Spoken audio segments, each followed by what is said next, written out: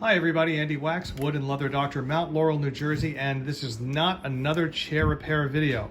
It is, however, a cautionary tale. Don't ever use Gorilla Glue. Well, I should say rather, so I don't get sued by the good people at Gorilla Glue, don't ever use it for chair repair. When it dries and it expands, it becomes like styrofoam, and styrofoam will never hold a chair together. So don't use it. So what I'm gonna, and the reason for it is that when this stuff cures, it expands and it becomes full of little air bubbles, and these little air bubbles that give it the styrofoam-like quality that I was just talking about create less surface area, and less surface area means worse adhesion, and worse adhesion means you got to send it in to get the chair fixed. So what I'm going to have to do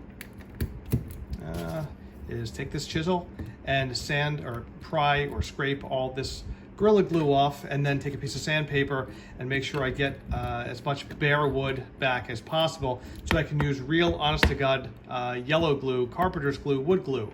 And that is, that with some clamps is going to take care of this chair. Again, this is not a ridiculously difficult repair, so I'm not going to bother showing it to you because you probably wouldn't stick around for the whole thing. However, again, cautionary tale, don't use Gorilla Glue.